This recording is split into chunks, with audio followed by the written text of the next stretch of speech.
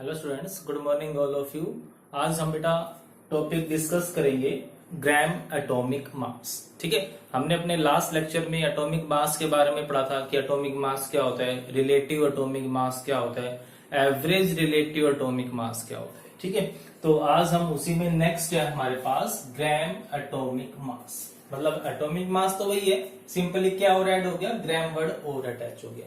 तो इसको डिफाइन कैसे करूंगा, atomic mass expressed in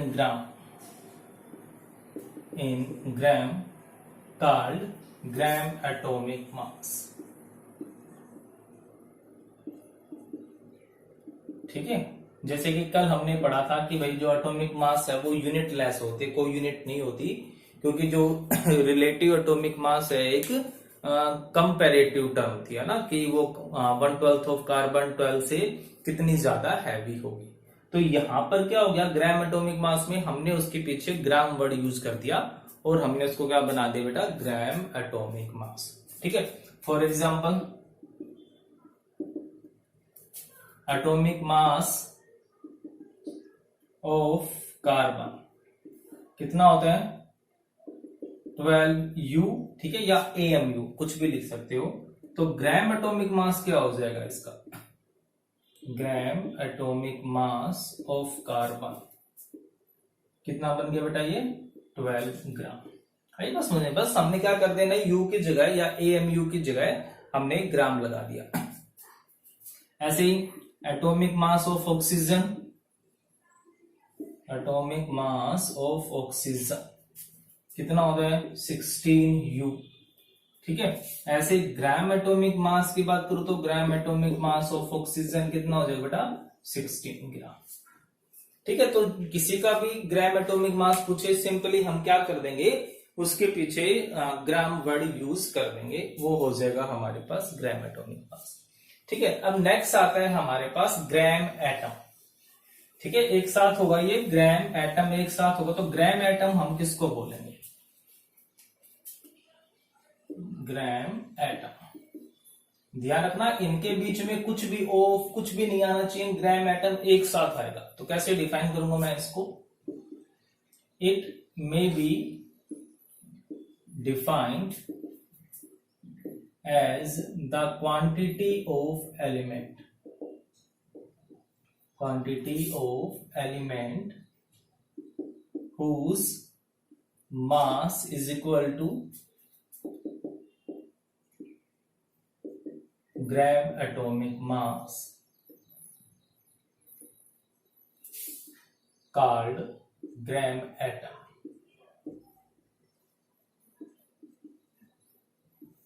क्या कह रहा है ये कि भाई कोई एलिमेंट है, उसका मास किसके इक्वल है, ग्राम एटॉमिक मास के। तो वो 1 ग्राम एटॉमिक मास, जो ग्राम एटॉमिक मास आया वो किसके इक्वल हो जाएगा, 1 ग्राम एटम के। मतलब कि मैं लिख सकता हूं 1 gram atom is equal to gram atomic mass. बहुत ही ज्यादा इंपॉर्टेंट है। ठीक है, न्यूमेरिकल्स आते हैं इसके ऊपर, जितने भी कंपटीशन एग्जाम है सभी के लिए मोस्ट इंपॉर्टेंट है, ध्यान रखना। तो 1 gram atom is equal to gram atomic mass. ठीक है, जैसे एग्जांपल ले लेते हैं। For example 1 gram atom of hydrogen. ठीक है, of hydrogen.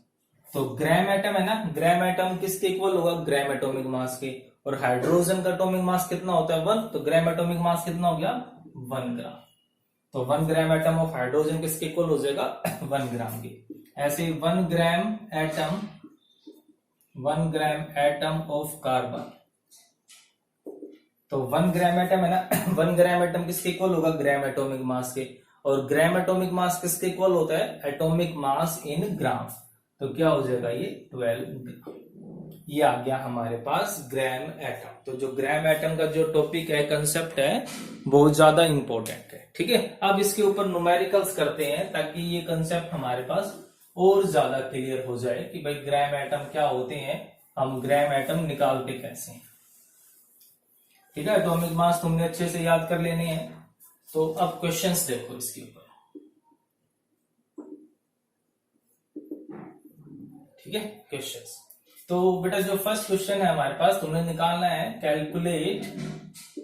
Calculate the number of gram atom in following.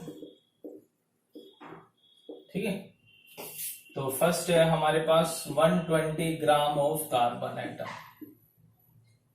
Second है हमारे पास 8 ग्राम ऑफ ऑक्सीजन। अब मुझे इसके अंदर क्या निकालना है, ग्राम एटम निकालना है। क्लियर है, और मैं लिख भी देता हूं जो ग्राम एटॉमिक मास है, ग्राम एटॉमिक मास ऑफ कार्बन का होता है 12 ग्राम और ऑक्सीजन का होता है 16 ग्राम। ठीक है, तो तुमने बताना है कि 120 ग्राम ऑफ कार्बन में कितने ग्राम एटम ऑफ कार्बन होंगे, ऐसे ही 8 ग्राम ऑफ ऑक्सीजन में कितने ग्राम एटम ऑफ ऑक्सीजन होंगे। ठीक है, तो बिल्कुल सिंपल सा है। तो हम इसको कैसे सोल्व कर सकते हैं, 120 ग्राम ऑफ कार्बन में निकालना है मुझे, क्या निकालना है, ग्राम एटम। तो सबसे सिंपल सा लॉजिक क्या होता है बेटा, कि जो चीज हमें फाइंड आउट करनी है, जो हमें निकालना है, उसको हमेशा राइट साइड में रखो, एरर बिल्कुल खत्म हो जाएगी। तो हमें क्या निकालना है, ग्राम एटम निकालना है। ठीक है, तो ग्राम एटम हम कहां पर रखेंगे, राइट साइड में। तो मैं बात कर रहा हूं कार्बन की, तो कार्बन के 1 ग्राम एटम का मास कितना होगा, 12 gram. 1 gram atom is equal to gram atomic mass, और ग्राम एटॉमिक मास कितने हैं, 12 ग्राम। तो मैं ये लिख सकता हूं ना कि 12 gram of carbon is equal to 1 gram atom of carbon. लिख सकता हूं ना बिल्कुल, क्योंकि जो चीज मुझे निकालनी है उसको राइट में रखते हैं हमेशा। तो 1 ग्राम ऑफ कार्बन किसके इक्वल हो जाएगा, 1/12 ग्राम एटम। ठीक है, और है कितना हमारे पास, 120 ग्राम। तो 120 ग्राम ऑफ कार्बन क्या आ जाएगा, 1/12 इंटू 120 ना, यूनिटी मेथड आपने सीखा हुआ है। तो कितना आ जाएगा यहां से 10 ग्राम एटम। ये आ गया हमारे आंसर। ठीक है, दूसरा मेथड ये भी यूज कर सकते हो आप, number of gram atom. Number of gram atom is equal to given mass, जो मास गिवन है, divide by gram atomic mass. तो गिवन मास कितना था बेटा, जो गिवन है 120, और ग्राम एटॉमिक मास कितना होता है 12। तो कुछ इस तरीके से भी आप सोल्व कर सकते हो। तो जो भी मेथड आपको इजी लगता है उस मेथड से हम ये क्वेश्चंस को सोल्व कर सकते हैं। ठीक है, हो जाएगा ना ये। अब सेकंड क्वेश्चन करते हैं। अब हमारे पास क्या करना है, हमने फिर से सेकंड क्वेश्चन में भी ग्राम एटम ही निकालने हैं, है ना। तो डायरेक्ट भी सोल्व कर सकते हैं फॉर्मूले से। क्या लिखूंगा, number of gram atom is equal to given mass